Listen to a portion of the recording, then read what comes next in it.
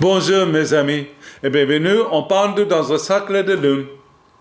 Hello friends, if this is your first time here, welcome. Thank you for coming. I'm pleased to meet you. If you've been here before, thank you for returning. I'm truly honored. Friends, if you are a returning visitor, you know from my attempt at a French introduction that this is my series in which I use Tarot de Marseille adjacent or antique Italian decks to help us find a central message from a larger spread that I read earlier in the week. And this larger spread that I have read earlier this week was part of my deep dive, my year-long deep dive into the Lenormand system. So I have done a video on a 7-card Lenormand Spread already, and it's already up on YouTube. And this is a response to that video. I ask every week, what is the central message of that Lenormand Spread before I pull my cards?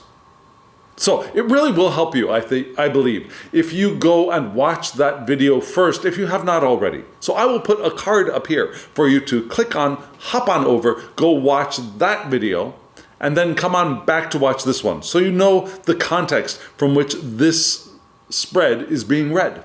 Yes? So, great. And remember, you don't have to watch any of these videos in one sitting. If they're too long for you, you can watch them in bits and pieces. That is totally kosher, copacetic. It's A-okay. And just in case you have done that, just in case you did watch it in bits and pieces, and you'd like a little bit of a refresher, reminder about generally what the spread was about, I'm here to help you. That spread, I think I called it Transformation to the Fullness of Self.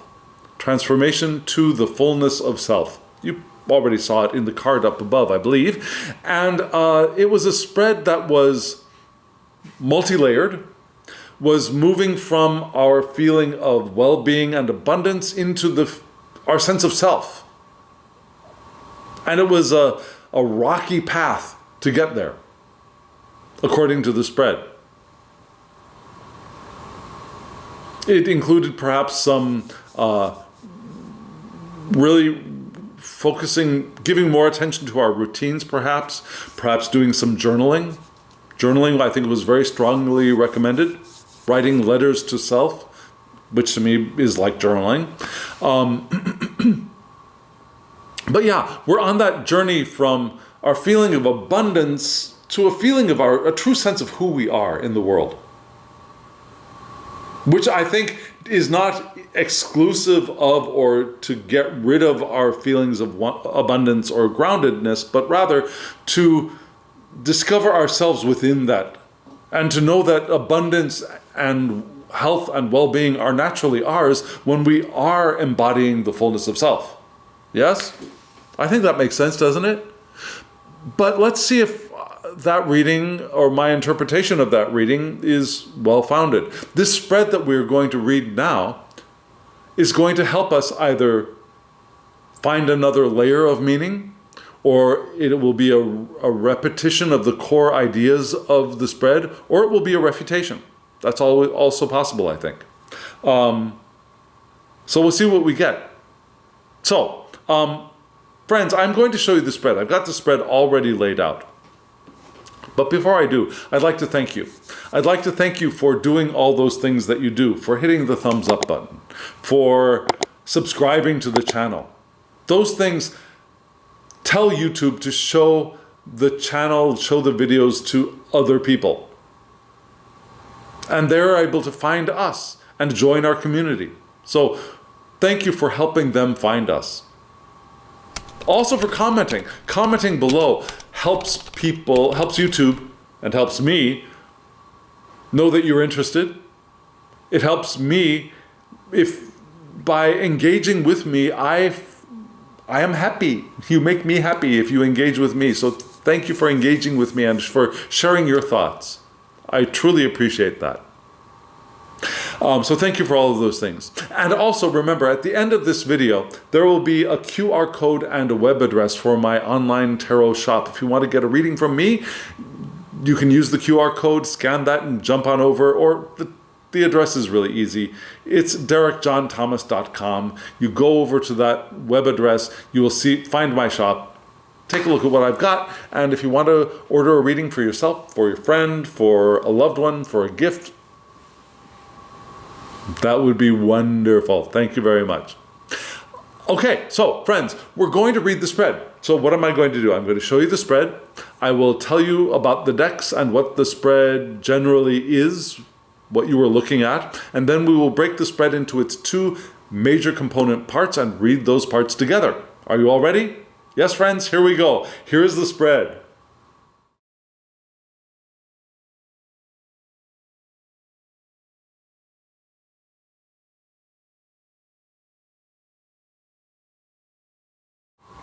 These are two gorgeous decks, I believe. Yes, one of the decks, the Oracle deck, which was below. Now, there are two decks involved. You saw that, right? The three cards above are from a tarot deck. The three cards below are from an Oracle deck. The Oracle of the Radiant Sun. And it's a wonderful deck. It's a mass market deck. There will be a link in the description box below if you want to go get it. I don't get any money if you order it through that link or through that web address. I'm just providing the place as a resource for you. But it's a wonderful deck, especially if you want to add a little bit more astrology into your tarot readings, or you want to use it separately. It's a fabulous deck. It has a lot of cards. It's a chunky deck too. So the cards themselves are petite, but there are a lot of them. I think there are 88. Very nice deck. The tarot deck above is another Robert M. Place deck. Yeah, this is called the First Occult Tarot. And the subtitle for the deck created by Robert M. Place is The Deck Envisioned by Louis Raphael Lucrece de Fayol, Comte de Millet. Yeah, in 1781. So, Comte de Millet. I don't know if you know this, but Comte de Millet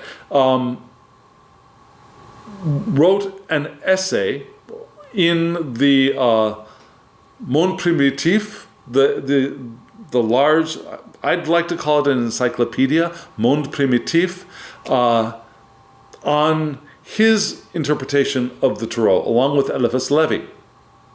And so what Robert M. Place has done is gone back into that essay and extracted meaning from that to create this deck, and it is a gorgeous deck. Now, of course, Robert M. Place is a phenomenal artist. Yes, a phenomenal graphic artist. Yes, a phenomenal scholar and student of symbol. Yes, and all of that is here in this deck.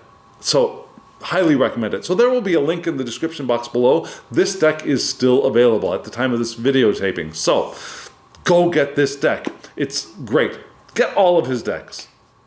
Just saying. Yes, so those are the decks. Now, you saw there were two groups of three cards. The tarot deck, the three cards from the tarot deck, are going to be read not positionally, but in story form and with the line of gaze. And I'm not talking about homosexual men. I'm talking about the line of our eyes, what we are seeing. Yeah?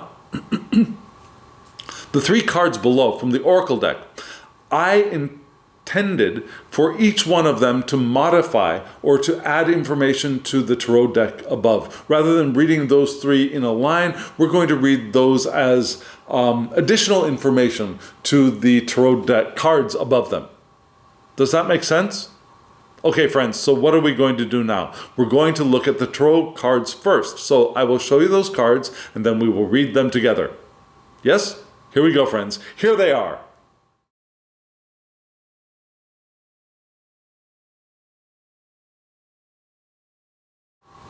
Friends, you saw from left to right we had the King of Coins, the Hermit, and then the Nine of Swords. When I saw the when the King of Coins came up, I thought, yes, this makes absolute sense. The Hermit, that makes sense. And I was still thinking, oh, happy spread, oh, happy spread. And then the Nine of Swords came out. And yes, we have some challenges that we're facing here. And I think these three cards reflect strongly, especially the beginning of that Lenormand spread. Very strongly reflect the beginning of that Lenormand spread, but they don't give us the ending. So I think these cards here, what is the central message of the last Lenormand spread? This spread is telling us, watch out for these things. The Lenormand spread, I think, gave us a way out of them, but this spread is telling us to watch out for these things. Yeah? And it's not watch out for the first or the second one, I think. It's to watch out for that last bit, the stumbling block, the Nine of Swords. So let's start off with the King of Coins. Man, I love this deck. This is gorgeous, just gorgeous. So we see above the King of Coins, we have the symbol for Earth, the downward pointing triangle with the line through it. Yes? King of Coins. We see that the King of Coins is seated on an Egyptian seat, large stool. I don't know if we can call it a throne because it has no back, but yeah, we've got a beautiful, beautiful seat below the King of Coins. And according to, well, let me tell you what I think of when I see the King of Coins. I think of abundance, prosperity, security. This is a male figure, male being in a male body, not a masculine, but a male figure. But again, we're all of us, whether we're in male bodies, in female bodies, in intersex bodies, in trans bodies, in cis bodies, whether we consider ourselves to be non-binary, it does not matter. We are all kings, we're all queens, we're all knights, and we're all pages. We have all of these aspects within us. We all have the King of Coins. So it's a card of a success as well. Our ability to earn comfortably and enjoy earning comfortably. Yeah?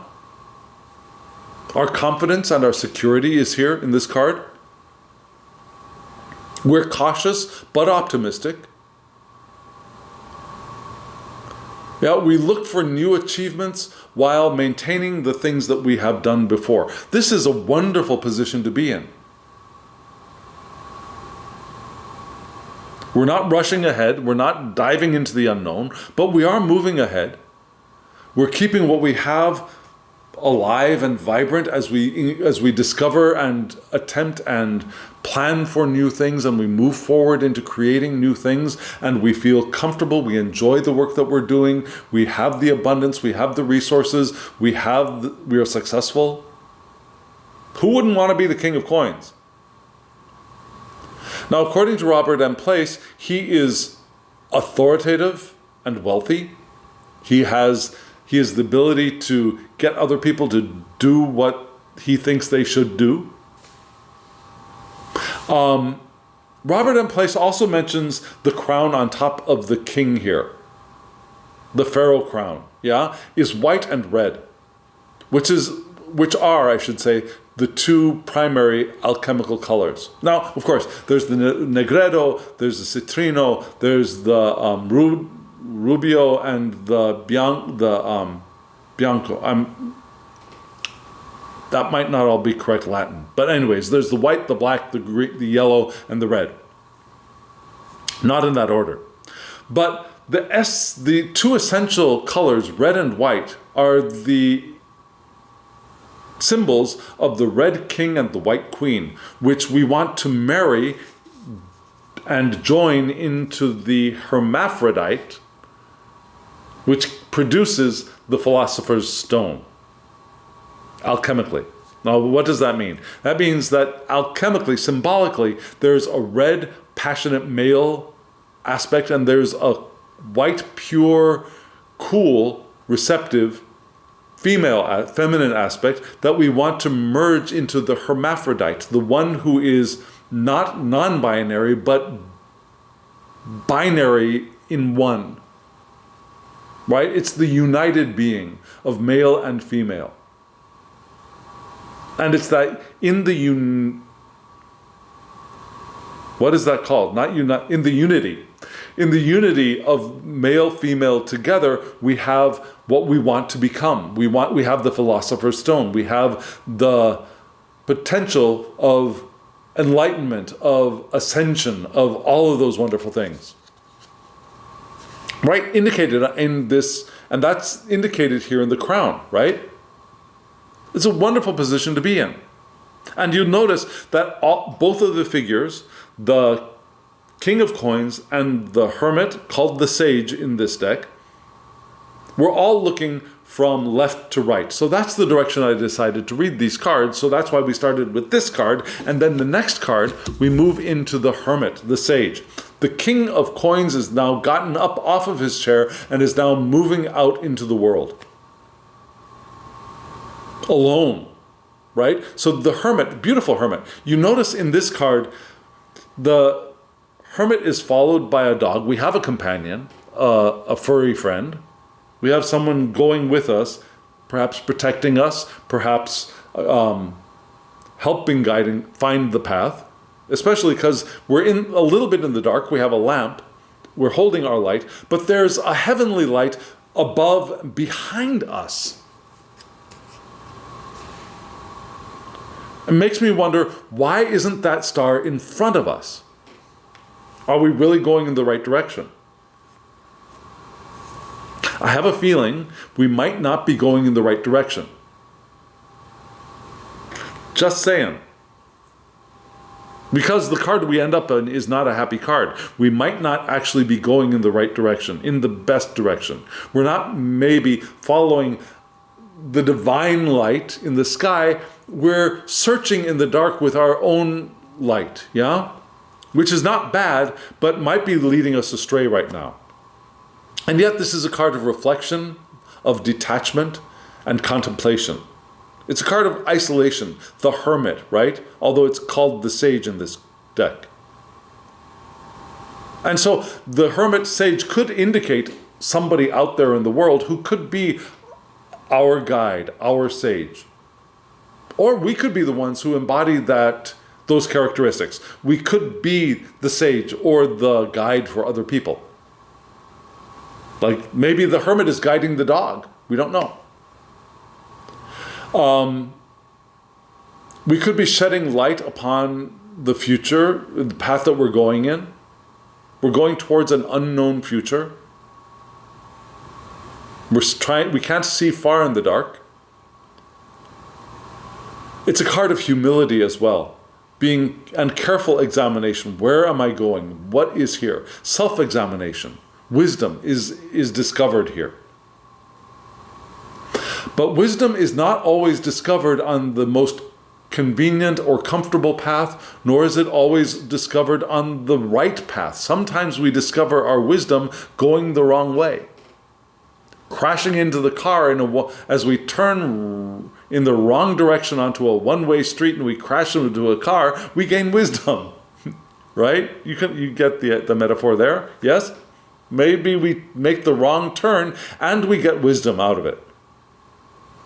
Now for Robert M. Place, this is a card of idealism and the act of searching. So I think we've got both layers here. Yeah? We want to be reflective. We want to reflect. We want to contemplate. We want to spend time contemplating who we are, where we are. We want to examine ourselves, yes. We were reminded of our idealism a couple of weeks ago, remember? And we might want to engage that here. Our idealism and searching for the direction we want to be going in. Right?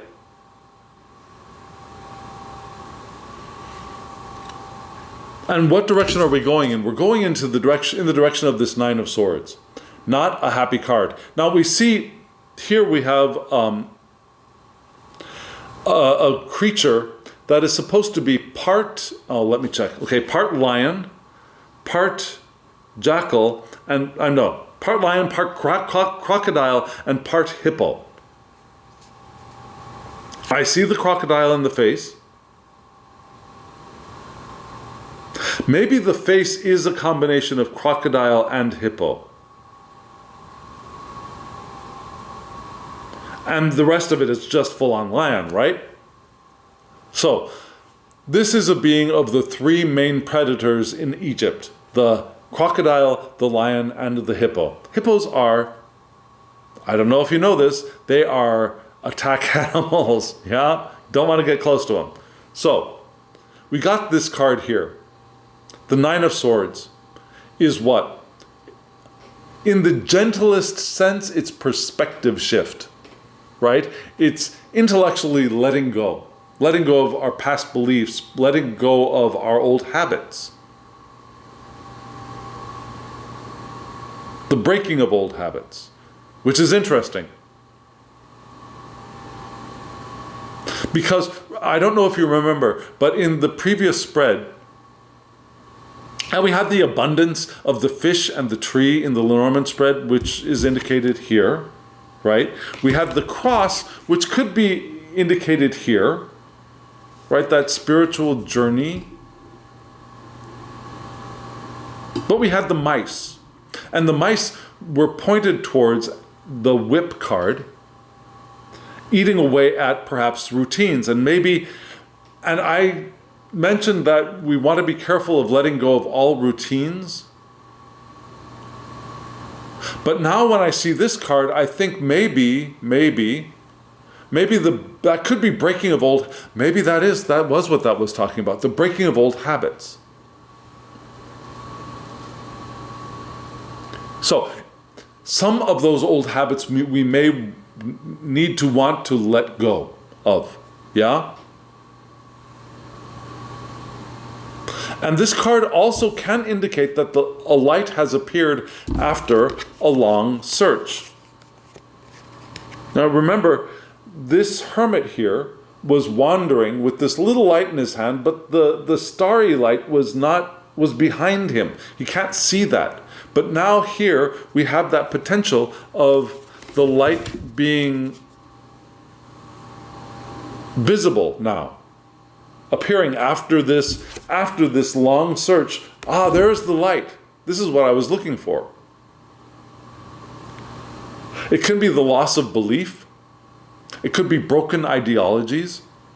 It could be a reevaluation of what we know and what we believe in and what we give our loyalty to. It can be an intellectual letting go of things. Again, the breaking of old habits.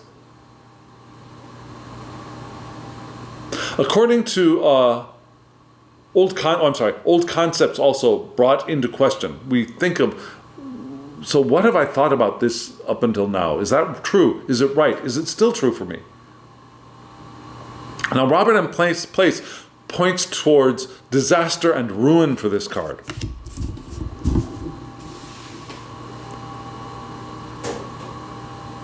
And I think there is a little bit of potential here for some problems coming up, but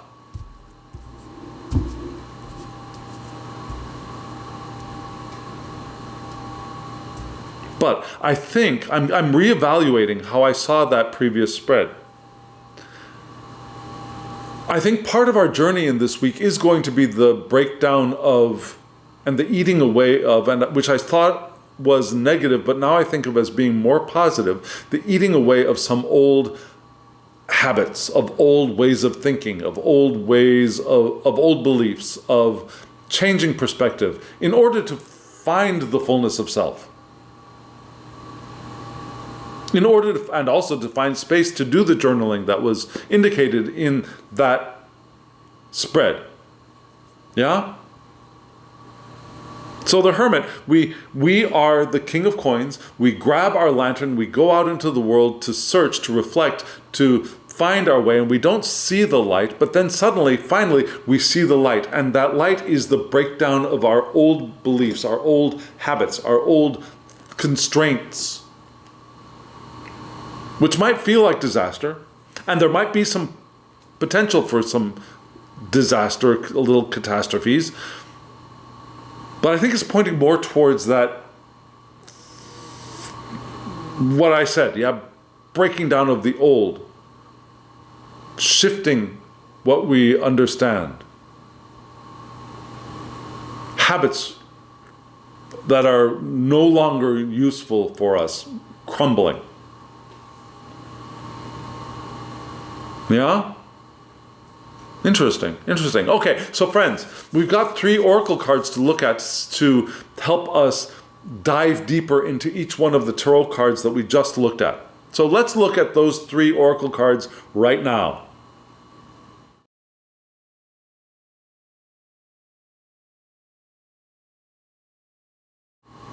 Friends, you saw from left to right we had the numbers. I'll tell you about the numbers in just a moment. We had the card for ostentation, which doesn't sound so good, really, right? Then the card called bluff, which sounds even worse, maybe. And then the card for seduction. Ostentation, bluff, and seduction. Those titles do not sound very, very appealing. But these cards really are not as bad as they sound. Yeah, we're starting off with this ostentation card. And you can see it's card number 2, which means that the numbers are for the zodiacal signs. So the number 1 cards are all Aries, number 2 are all Taurus, 3 would be Gemini, 4 would be Cancer, 5 Leo, etc. Right? So this is card number 2 of the Saturn series in the deck. So there are 7 series, right? The Sun, the Moon, Mercury, Venus, Mars, Jupiter, Saturn, the 7 visible lights. There are 7 series and there are 12 cards for each series. And so this is card number 2 of the Saturn series, which gives us Saturn in Taurus. And it's called ostentation. And you can see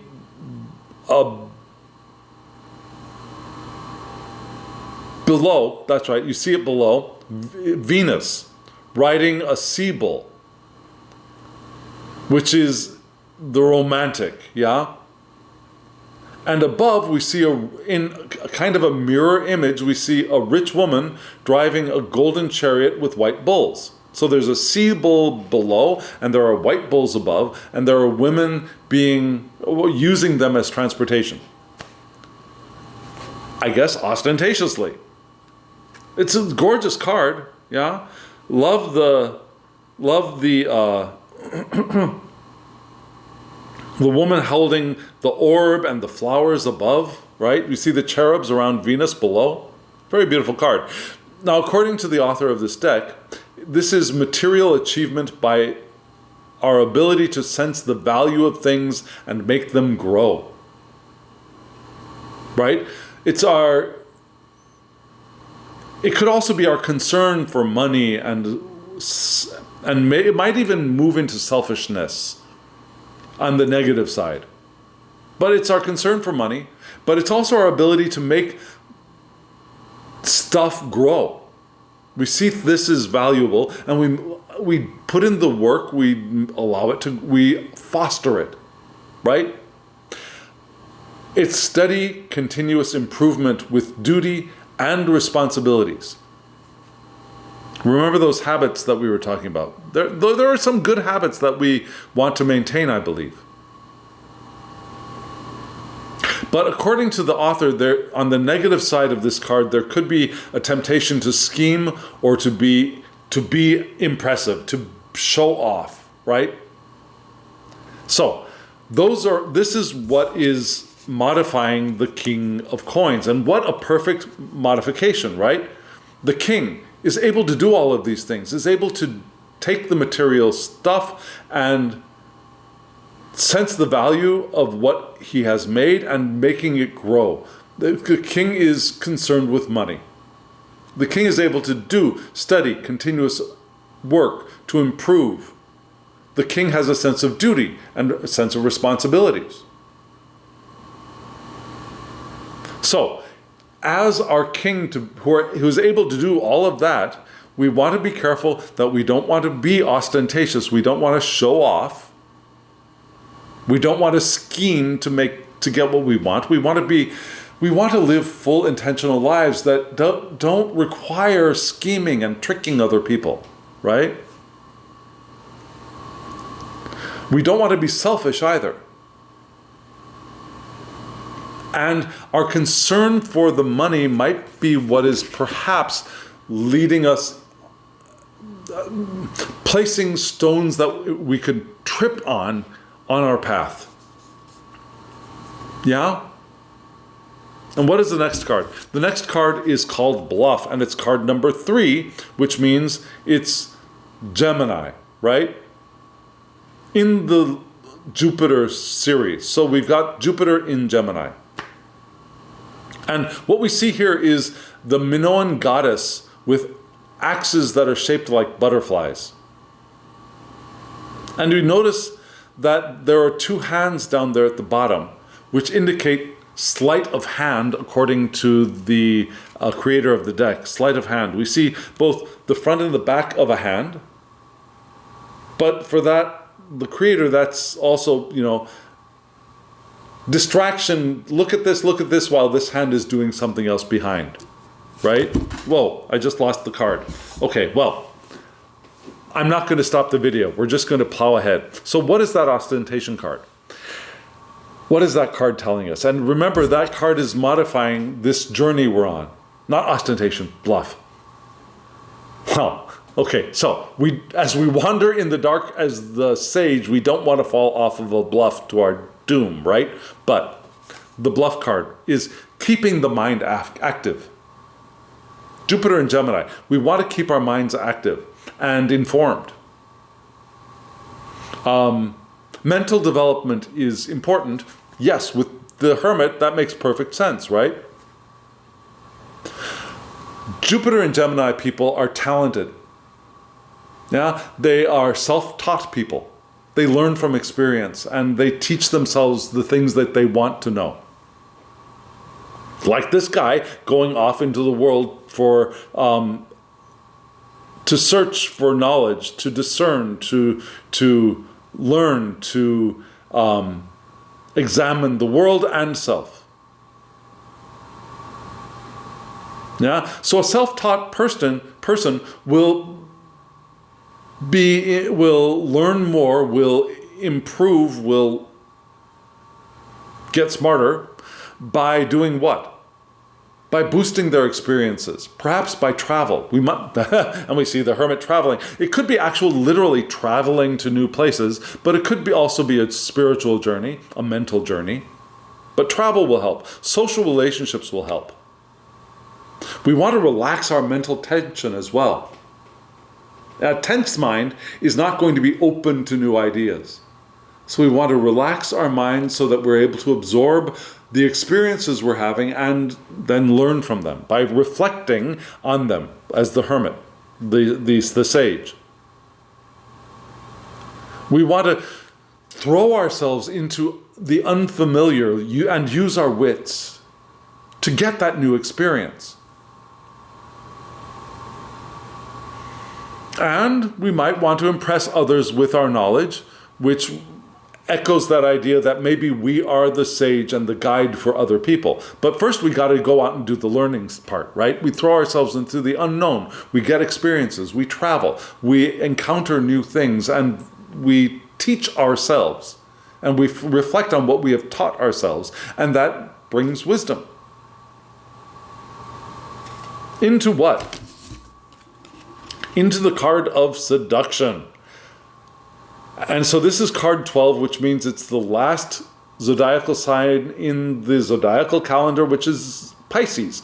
in the Jupiter series. So we have Jupiter now in Pisces. We had 2 Jupiters and 1 Saturn.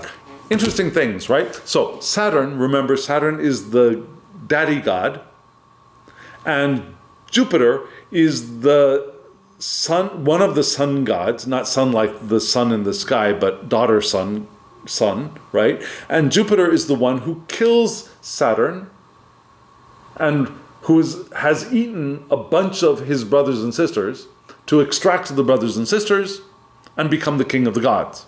So yes, we started off as Saturn, but now we're moving into Jupiter, the full power of the next generation. Yeah? But in this card, what do we see? We see Eve plucking the apple, reminding us of the Garden of Eden. We also see where is it? Oh, here. Yeah? This is the constellation for Cassiopeia. Cassiopeia is hung upside down in the sky because she had a fling with Jupiter and had a daughter, Andromeda. And her daughter, and she thought that she was the most beautiful of the goddess, of all creatures, of all goddesses and all humans. So her pride got the goddesses pissed off at her, and so they bound up her daughter Andromeda to a rock and sent the Kraken to go eat her, and I think it's Perseus who frees her. So she gets freed, but they're still pissed off at Cassiopeia, so she gets tossed up into the sky and she's eternally looking down on the world. Yeah? So Cassiopeia. But Cassiopeia for the creator is also related to the high priestess in some way that I don't fully understand. But according to the guidebook, Cassiopeia is related to the high priestess. And maybe I need to do a little bit more research on that. So, yes, we also see a heart and flowers, which indicate mundane love, like everyday love. Yeah? So what is this card pointing towards? This is the card of, believe it or not, this card is called Seduction, but it's the card for championing the underdog. Okay, why is that seduction? I don't know. So, championing the underdog, but don't be undiscriminating. Some of those underdogs are not nice people. So we want to choose which underdog we champion and which underdog we let into our inner circle, right? We might have some psychic ability with Jupiter in Pisces, a mystical path, a higher path. We might be following mystical higher path, right? Seclusion and meditation might be helpful, as well as our mysticism. So, because we had this card of journey with the bluff, putting ourselves into unknown circumstances, maybe not so much seclusion, but meditation. We can have active meditation. We can meditate as we explore. If that doesn't make sense, let me know in the comments below. We can meditate as we explore. We can have mystical experiences as we explore, right? As we go into the unknown, as we throw ourselves into the unfamiliar. But we are susceptible to deception. Things might not be as they appear, so we want to reflect. We want to be aware. We could also sacrifice ourselves for a loved one, but we would do that because we can sense what others want, and we have that desire to fulfill that. And part of that desire to fulfill what we sense other people want could what spur us, could move us to sacrifice ourselves. That makes sense, yes? And this card, remember, is modifying the Nine of Swords. So our perspective shift, our breaking of old habits, comes as we perhaps champion the underdog, but we engage our psychic abilities, our mystical minds, our ability to discern that things may not be as they appear, and that could be what helps us shatter our old unnecessary habits, break down our old beliefs, shift our perspective. Right? That can happen through our perhaps psychic ability, through our mystical ability, through meditation, but also through helping others and sensing what others want can be a revelation, right? And maybe it's through that path that we are able to encounter the fullness of who we actually are.